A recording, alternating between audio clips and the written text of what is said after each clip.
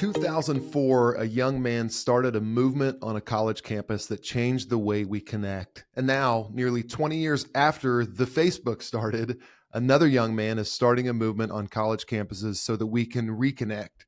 And even though he's a year younger than Facebook, he's a lot wiser. He's in Gen Z and he's causing a frenzy that might just change your and your kids' lives. He can't drink yet, but he can start a movement. Gang, let's jump in a portal into the moment and welcome our guest, the reverse Mark Zuckerberg, founder of the Reconnect movement, Seán Killingsworth. Seán, how you doing, bro? Hello, hi, good to be here. That was an awesome introduction. I appreciate that. I appreciate that. Am I correct that so 20 years old, is that right? I'm 20, yes. I turned 21 in October, though. I'll be legal soon. Wow. It's upon us. I mean, it's about to happen. Mm-hmm. That's very exciting. How about that? So you're causing a bit of a frenzy, and it began, from what I can tell, with a talk that you gave on, on this whole. I mean, I'll let you go into it, but this talk you gave that I think opened. I'm a parent, I'm a dad, and it opened my eyes a bit to a way that it seems like maybe we're being a little reductive in how we approach this topic of phones, and where you propose an entirely different framework for how we should look at it. Will you talk a little bit about maybe you growing up as a digital native with phones, with technology, and then kind of how your whole, kind of how your mind expanded into maybe beginning to solve this? Yeah, so the talk that you're referring to is the Pachakashaw that I gave about 3 years ago, actually, I think, or 2 years ago. And it was at the time that I was coming into awareness of the real problem that was surrounding me growing up with phones and social media, and everyone around me growing up with phones and social media. Because, and I mentioned this in the talk, growing up with all of it, I kind of felt like something was missing, like when I was really young, I didn't have a phone and I was riding my bike around my neighborhood with friends and stuff like that. And then once I got into later elementary school, middle school, it all kind of, I felt like there was something missing. And once I got to high school is when I started noticing. So that's when I started talking about the talk. And in the Pachakashaw, I introduced the idea of the analogy, really, of the savannah and the wasteland. Yeah, go So, into that.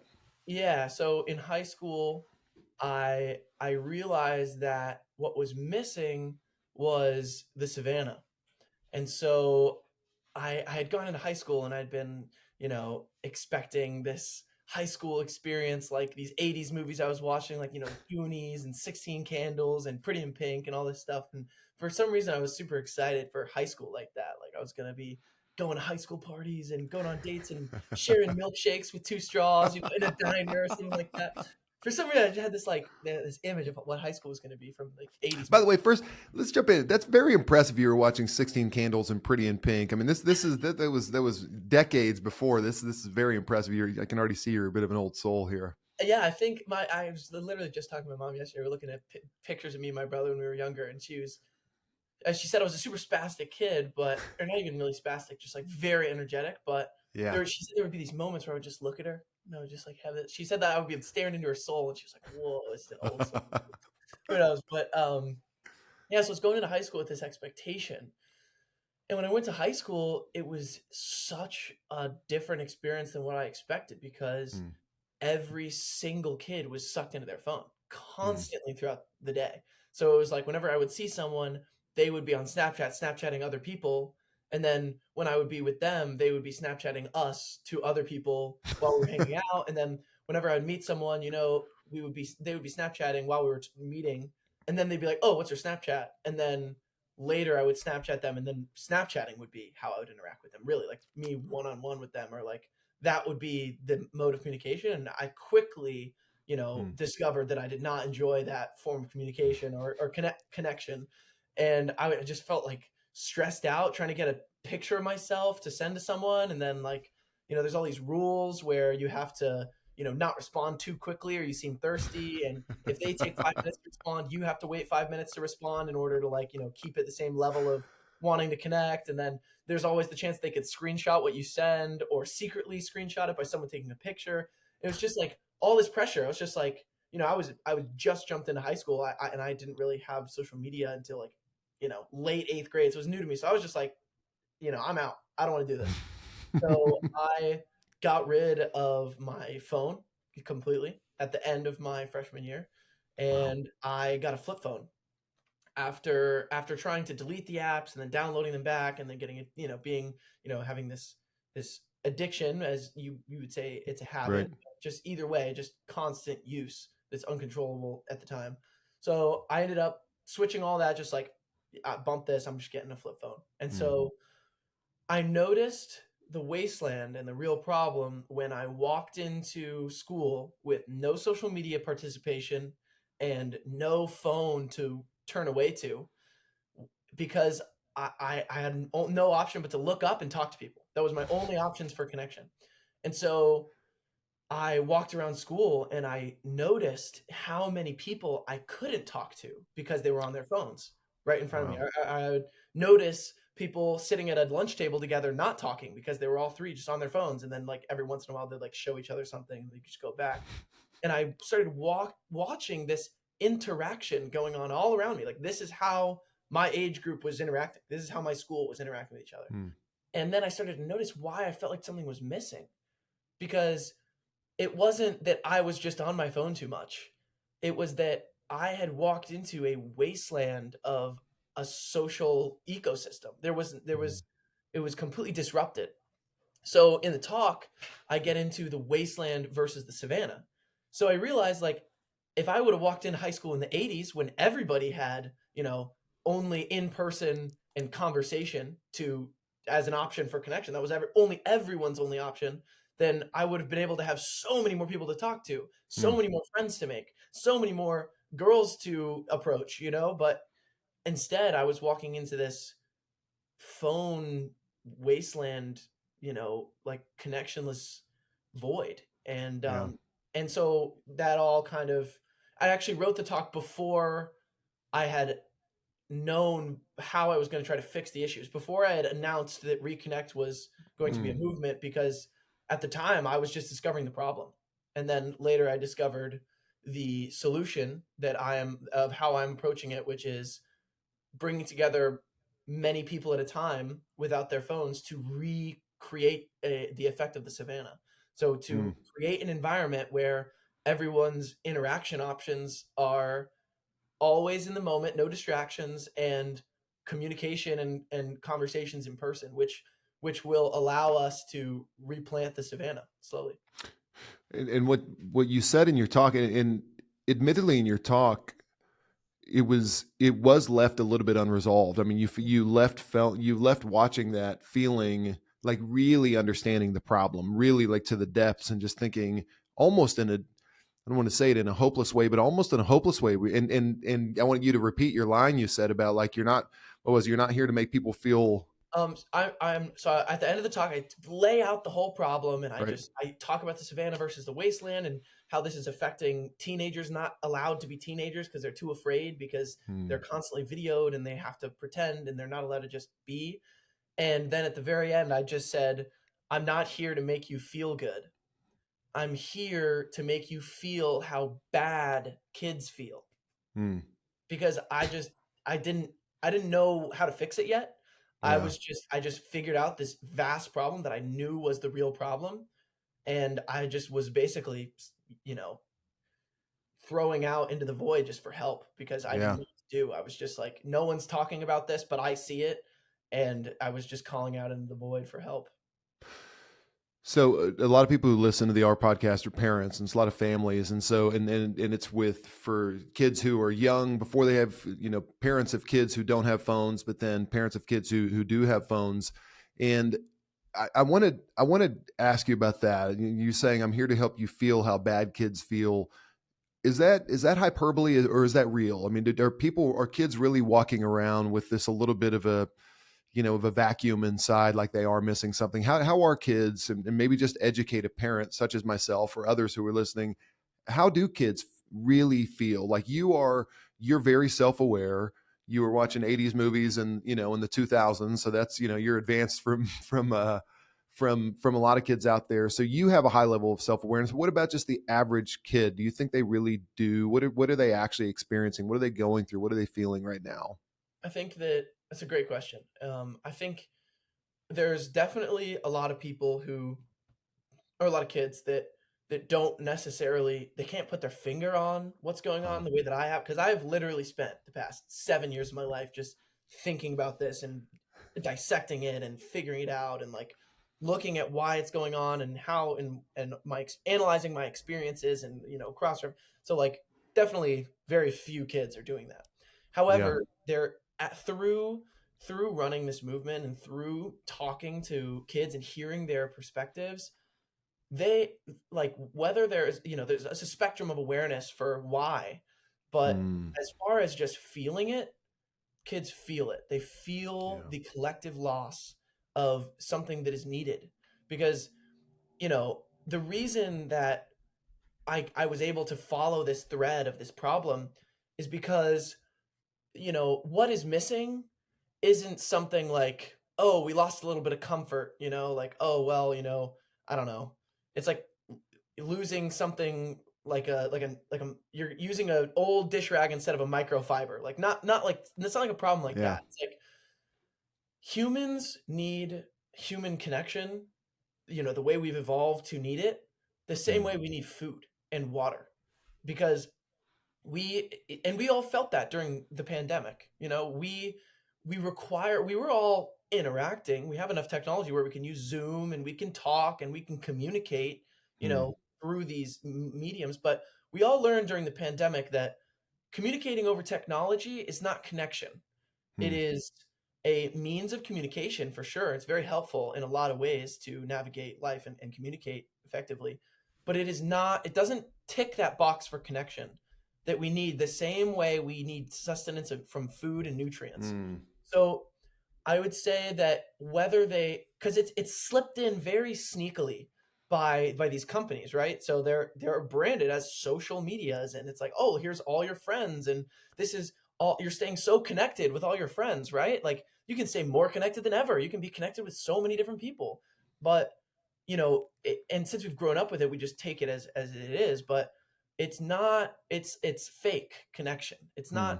It's not that sustenance. It doesn't have any nutrients of that Yeah. socializing and that connection that we need, of that in person, looking face to face, relating with someone, feeling their energy next to you. And so I think that through starting this movement, I've heard many kids' takes on me starting Reconnect, from kids saying, this is stupid, what are you talking about, phones don't do anything, this isn't a problem, to kids saying, finally someone's saying something about Mm, this. Like, I've been, finally you're saying something. I wish everyone at my school would do this. Like, phones are just creating this impossible social environment. Like, the kids maybe not saying social environment, but there's definitely a perspective of awareness, but kids feel that yeah. missing piece, and it's been expressed to me in different ways from different kids. But there's a lot of kids who reach out and they say, like, finally, like, I Mm, didn't know this was it, but this is it. Like, I'm so yeah. glad you're doing this. Will you go into some go give us the full illustration of the savannah for people who may not have seen the talk? For people who are listening, you've mentioned the savannah and the wasteland. Give us that full illustration, because it really does make a ton of sense whenever you fully explain it. Right. Okay. So imagine there is a herd of antelope roaming and grazing the grass of a beautiful savanna. As they roam, they're contributing to their own ecosystem. Now imagine someone introduced feed bins to the savanna. The antelope would stay near the bins.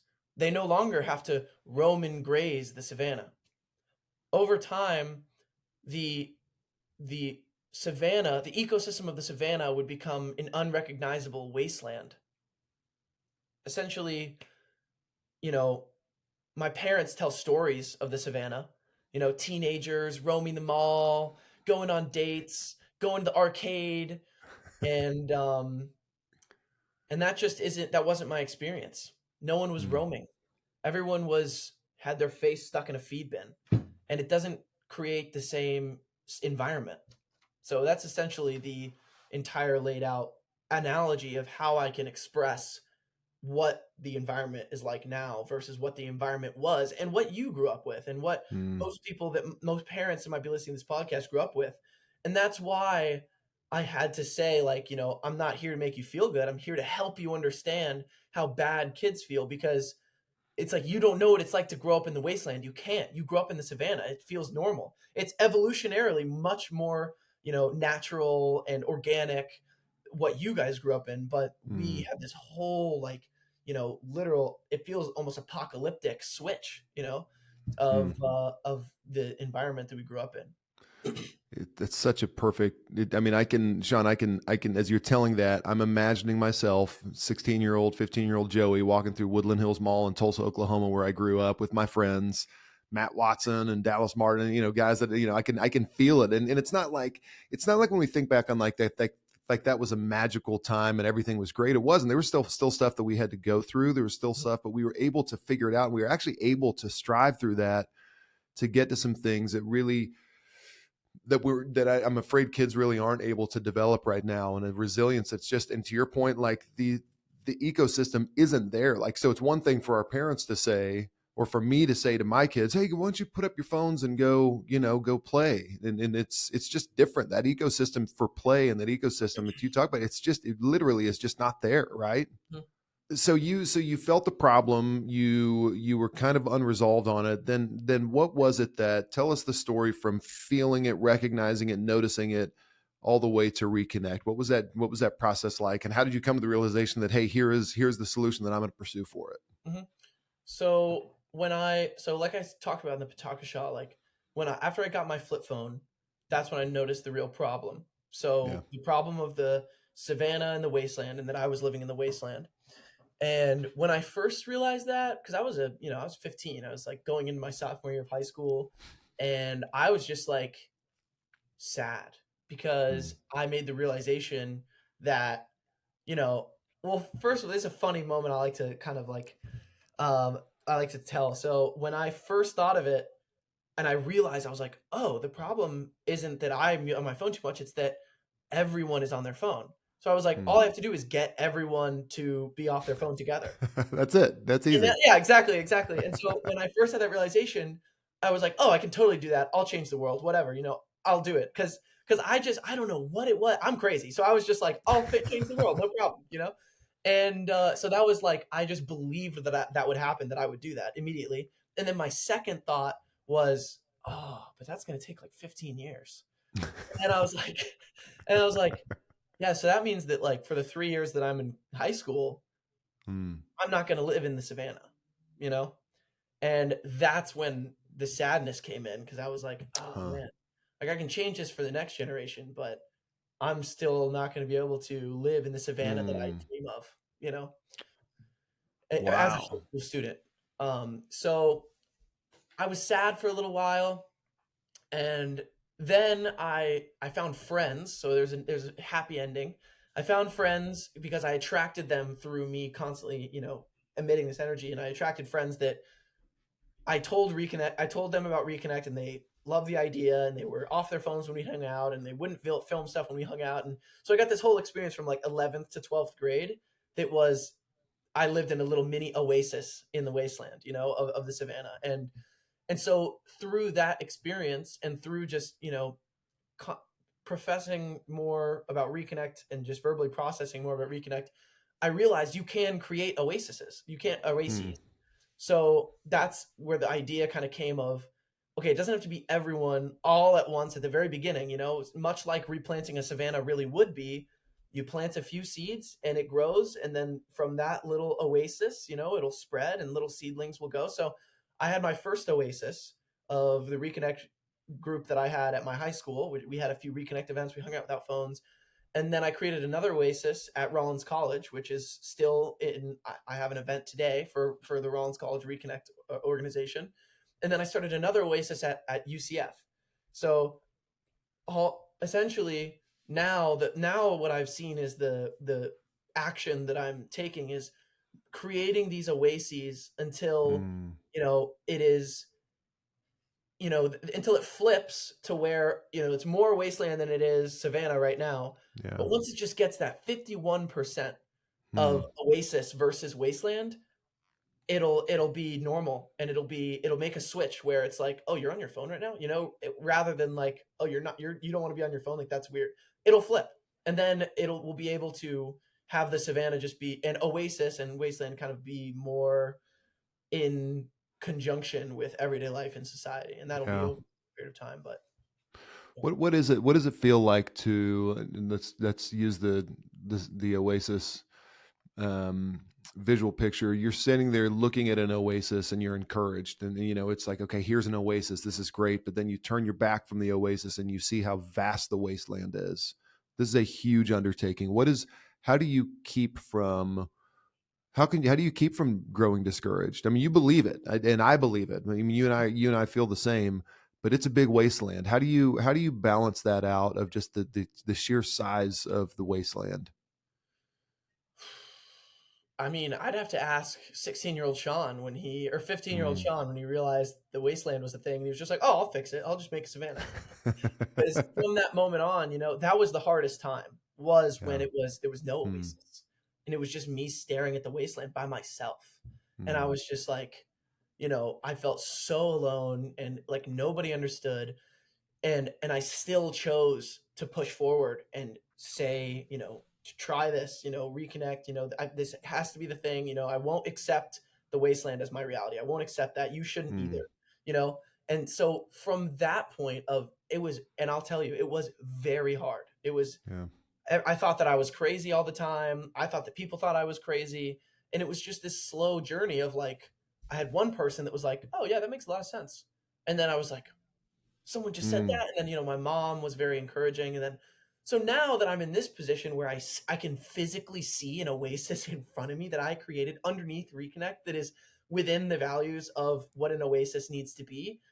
I mean, that's just like, I don't need Yeah. anything more. Like that is Mm. way more than what I was still believing in it before. So now it's just like only motivation. It's only up. It's only forward. And I just also I feel like I have a safety net of knowing that I'm just going to do this for the rest of my life. So that's my purpose. And if I spend my whole life doing this and there isn't a replanted Savannah, you know, oh well, I'll be like Mozart, or like those people who they die and then they realize 100 years later that they were like, oh, they got it. So I've just come Yeah. to terms with the fact that I'm going to be doing this, and I'm going to give it my all, and if it works, it works. If it doesn't, I don't know, but it is my life now. Well, the good thing is it is working. You don't have to hope for some like far off promised land. Like it is happening right now, and I Yep. want to hear a little bit about that. Like I want to hear about some of these oases you're seeing. Oases. I don't know if we've settled on the plural of oasis yet. We'll have to go back on that. Oases or oases. We'll I figure think it it's out. Oases, but Oases. All right, yeah, we're gonna stick with oases. yeah, yeah, yeah, let's do it. So you're seeing the oases. I want to hear. Was there a moment where you heard about Reconnect or you heard the impact without somebody necessarily knowing it was yours? Like you just heard and you're just like, holy crap, like this is a thing now without me. Like it's one thing for you to start it on your own, but it's another thing to realize like it's a thing that's perpetuating without necessarily, and you're still obviously involved, but like Mhm. people are beginning to do it. Have you had any of that where you just think kind of a pinch yourself moment and think about 16-year-old Shonda now and think, wow, it's happening? I think that's tough. Um, I've definitely had stories that people tell me from the way that Yeah. it impacted them. I think that, like, I think there's just kids have this feeling sometimes when they're aware, they kind of can feel the wasteland, and they know something's fishy with the whole phone thing, like, but they haven't dive into it the way that I have. So they're just kind of like, something's fishy going on. Then they see Reconnect and they're like, oh, like here's my gateway into this thing. Yeah. So there was this one girl I went to high school with, and I started talking about Reconnect at my high school in like my senior year, and I started an Instagram page, and like people from my school knew about it and stuff like that. And I ended up stopping events because I got some hate, and I kind of second Really? guessed myself, and people made like a fake Instagram called like Unconnect Movement, like followed everyone that followed me, and then like made this like Mm. hate post, and I like got all in my head about it, and then I stopped having events for a while. And I in like my freshman year of college, I was over at a friend's house, and this girl who was friends with us, but like wasn't there all the time, like kind of came to the party. And towards the end of the party, I think I was just like driving away, and I showed her some picture of us in high school, and she was like, "Oh, you know what? Like, I remember seeing your Reconnect Instagram in high school, and it blew my awareness of it Mm, wide open." He was like, "I realized that I was on my phone so much, and everyone was on their phone so much, and it allowed me to realize like I don't actually want to be on my phone all the time." And she said that it sparked this whole thing where the whole summer after senior year, like all grad parties and in between college and all that, she deleted all her social media and she was barely mm, brought her phone anywhere. And she said it was the best summer of her life, and it was like this whole like amazing experience. And she said that it was all inspired by like that little bit of awareness she got from me speaking out, mm. me saying like this isn't normal, and she was able to have that epiphany. And Wow. I think that that was pretty cool because it was like, even though I didn't, directly talk to this girl, she Yeah. was able to create a little oasis in her life from my Mm, just, instinctually. She knew what to do. She just didn't bring her phone, and she deleted her socials, and she talked in person. She created a little oasis for herself. So I think that was cool, where I didn't know that my message could truly have that effect on someone's life. And when mm, I found that out, that's when I got another spark for Reconnect, and I started having events again, and I started, you know, picking Reconnect back up, and mm. it was a cool moment. It's interesting hearing at first I got, I was ready to go, you know, beat up the person who put the hate post out there, just thinking about that, because you just like, really, like, someone's doing something great here. But it makes sense because, and this, I think you're well over that moment. Mhm, But it's just, this is important for you to know, like, that weak people are afraid of others' strength. mhm, Like, someone, and we all have weakness inside us, but they see your strength and people are afraid of it, and people are intimidated by it because they see that weakness in themselves, knowing they can't do it themselves. They don't believe in themselves enough to do it. I know this, but you need to remind yourself of that. Any opposition, everybody craves connection. That everybody craves connection. What you're doing is opening up a conduit for connection. You're putting yourself out there in order to do it. And then people who are weak are afraid of that strength that you're using to make the world better. That, but just continue to know that. You know thank what I you. mean? So what's a reconnect event look like? Tell me what happens. Someone goes to, like, how frequent, what are they like? Who goes? Give us the whole breakdown. Yeah, okay, we're on 2 colleges right now. We are at Rollins and UCF. We're looking to start another club at University of Florida in the spring. So we'll Mm-hmm. have 3 colleges. We meet once every 2 weeks and once a month on the weekend. So the weekend event will be something like a hike, or we go to the springs, or we go to a park and just like, hang out for maybe like half of a day. And then the weekly events are going to be stuff like, we have an event called Just Talking, where essentially By everybody. the way, just pause real quick. I love that, like, an event is called Just Talking. Yep, That's what all events used to be, was just yep, talking. And so now okay, go on. But I love that. yeah. Well, it was inspired because I would ask my mom, because once I got to high school and I saw this like Snapchat and group chats and texting, everyone was doing all this. I was like, "What did you do in high school, Mom? Like, what was it like for you?" And she said, we'd have friends over for a sleepover, and we would just literally talk for hours, just all night. We would just talk and talk and talk. Mm, And I think Heath said something cool like this in one of you guys' video for Ara. He was saying his 15-year-old and all her friends came over for like a sleepover, and they all put their phones in Aro, knowing they yeah, would talk better together, which is yeah. so cool. But it was based off of that story my mom told me, which is like, man, we as a generation, we have lost this art of just talking. So I started this event called Just Talking, period, just talking, and it's essentially where I facilitate conversation, which Mm, seems crazy to probably someone who grew up in the savannah, just like, oh, what, you just get a bunch of people together and they mingle and they converse, and that's just what happens. But like, that does not happen naturally with this mm, generation. When I bring I, every time when it's the first event of the semester, and it's the intro to Reconnect, I just do my best to grease the gears, but I just gotta like, wait, because people show up and they just kind of sit there, and mm, people will be there. They'll just like look around, and then they'll like because they don't have their phone and they're in this like social situation with people they don't know, and they just literally stand there. And I'll try to talk to them and be like, "Hi, what's up? What's your name?" And they're like, "I'm, this," and then they're so not used to this kind of interaction. So Hmm. even though it holds a greater potential for connection, they're not used to that barrier to entry. So it's like, Right. they just have to get over that. But once they do, those same kids who were, like, "Hey, I'm Shelly," or whatever, they'll go to every event for the rest of the semester, because after they get over that barrier to entry, they'll realize it's a greater reward. So just talking, I facilitate people like talking one-on-one, and then we'll break out into groups of 4 that talk, and then we'll have a whole group talk, and then we'll have, switch partners and stuff like that. But it's all just about talking. And you do tell me about the box you put in, which we're a big fan of putting your phone in a box. But tell me about the box that you put in for a reconnect movement. I love what you refer to those as. Yeah, so we call the boxes, or the bag, whatever we use, but we have boxes. They're painted with like purple and black, and they look like black holes or like portals, and we call them portals into the moment.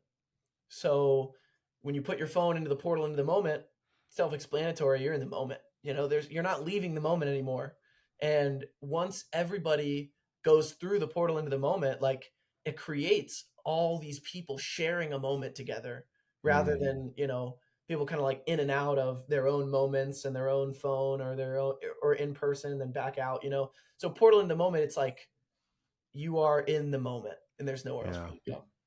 One thing I love that you said, and it's so true, I'd never thought about it this way, is when you have your phone, it's almost like you have 1 foot out of every conversation, right? And in this case, you have no option but to be there. You have no option but to be fully into the moment.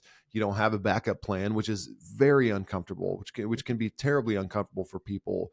But like you said, you start to settle into it, and especially the fact that the great thing about what you're doing is you're finding other like-minded people who want the same thing, and so you have that like baseline self-assurance. And even if you're let's say you don't have your phone and you're having a conversation with somebody, if somebody else has a phone with them, it's almost like you yourself, you're wondering if that person is looking for an out with their phone, right? Mhm.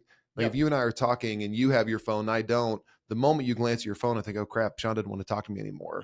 And so this creates Yeah. that totally safe environment for that, which is just, again, it's just crazy, but that is the reality we're in. um, so what are the results like? What are you hearing from people at Rollins and UCF? You mentioned one of the older stories from when you talked about it in high school. What about now? What's kind of the fruit? How do you measure your success? How do you judge your success in Reconnect? Well, I think that it's been, as far as measuring, I don't know that we've done too much measuring, but I would say by the people that show up every week, and the fact that it is the same kids who came to the first event and then were like, terrified of interacting, or they were like super anxious when they first came, and then they got to experience Reconnect, and they've been to almost every single event since. Like, Hmm. that feels like I've made an impact on those kids experiencing the portal into the moment. Yeah. And those kids now have a contrast of the wasteland. The same way that Eva, that girl who heard about the movement and was able to get off her phone because she realized she was on it and everyone was on it so much. It's like, even though they're just going to an event because we're going to hang Hmm. out and go off our phone, we're going to paint, or we're going to just talk or whatever, but they don't realize this. They might not realize, some might realize, but like, they are experiencing an oasis of the savannah, and Hmm. that will manifest in the way that they walk around and they see stuff now. So they will be able to have the same interaction that I did when I got my flip phone. Well, they walk around and maybe they notice now. Maybe they're like, "Oh, you know what? I really enjoyed Reconnect. I'll leave my phone home for class today." Yeah. And then they'll see the wasteland, and they'll be like, "Whoa, this is a real thing." And then so it's creating these people in Generation Z who are no longer a victim fully of this, unaware victim of the wasteland, but now they're able to have something to refer to and something to compare to, and understand that it's not normal to live in this total wasteland, and that we can have something different. Well, I think that's, you're giving someone courage to know that they don't have to do that way. You're just showing them there's a different alternative. This reminds me so much of The Matrix, by the way. Hearing, it's almost, I don't know if you've seen The Matrix, Yeah, yeah. but this, where he talks about the thing that you feel inside. You just know that there's something else. There's a great quote. I'll find it and I'll send it to you, but you know there's something else, but you can't quite identify it. But then when your eyes are open to it, that's all you can see. That's all you want. And so you said when you start experiencing the oasis, Mhm. it makes the wasteland that we're so used to so meager. And then you're just looking for those more of those oasis experiences. Right.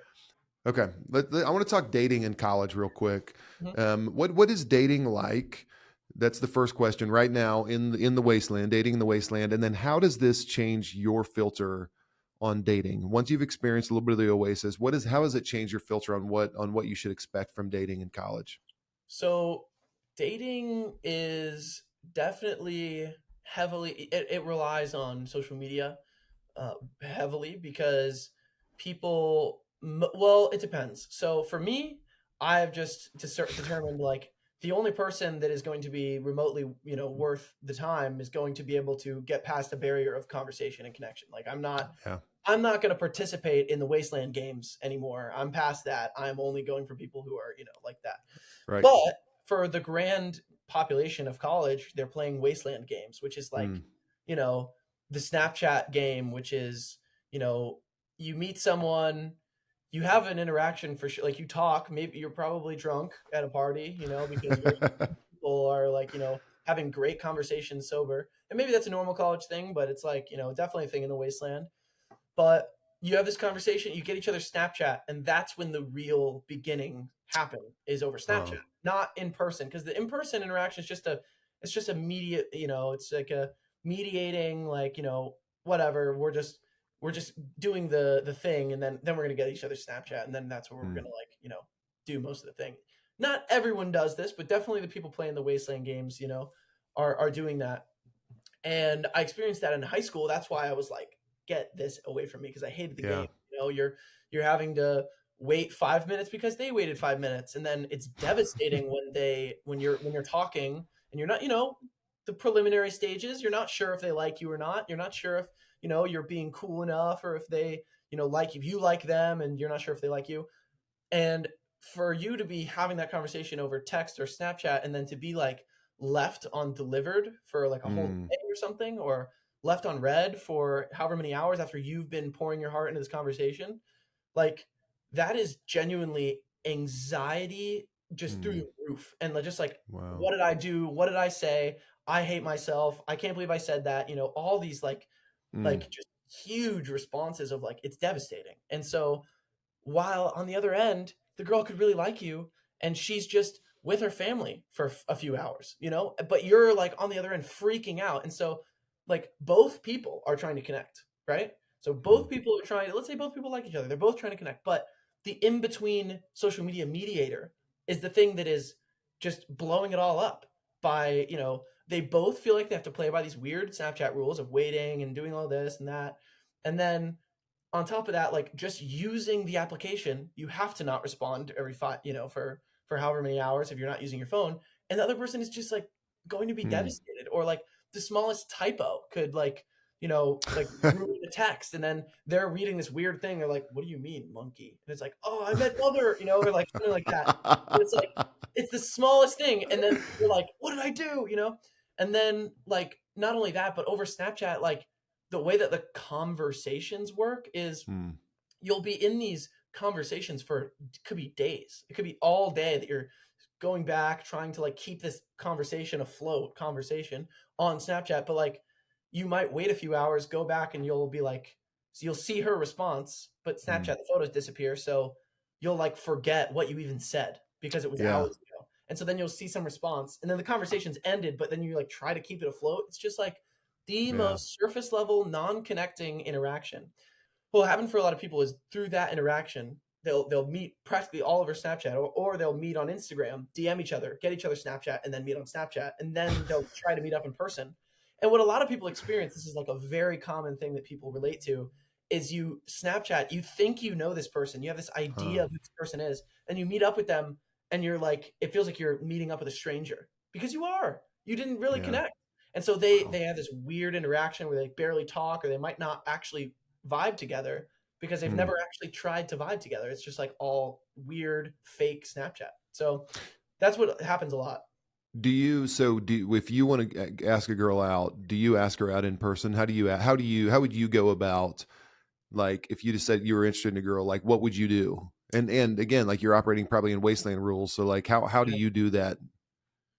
Well, okay, even me, even like I'm super aware and like on this and I don't do this, like it's even hard sometimes. It depends on the girl. Like I would try to, meet a girl who wouldn't feel like this is weird, but like Yeah. asking a girl on a date is really weird now because Hmm. just growing up in this generation, the rules are like Snapchat is the getting to know each other process. And Hmm. then going on a date, you're now dating. Like if you're going on a date, like you're a boyfriend and girlfriend now. So the entire meeting people process is referred to as talking. So that's like Yep. what you would call dating back in the day when Yeah. you're like, oh, we went on a few dates, whatever. That Yeah. in-person step is like this huge step now. So when you've gone on an in-person date, they're like, "Oh, we're ready to get married, right?" Like that's what's proposed basically from that. Wow. And not everyone's like this, but this is the vast majority of the generation operates like this. So it's Mm. like I remember going through that because when I got my flip phone, I was like, I don't have Snapchat. That's how I can't meet girls. So I asked girls on dates, and they would look at me like I was insane. Like I had three heads. Like I'm like, why do you want to go on a date with me? We just talked. Like it feels like this. It feels like this crazy step. So, I mean, that's that's how. I mean, I personally would probably find a girl that is Yeah. mature to where she would want to go on a date and like get to know each other. But that's rare. That's very very rare and few and far between. Oh my goodness. This is a different.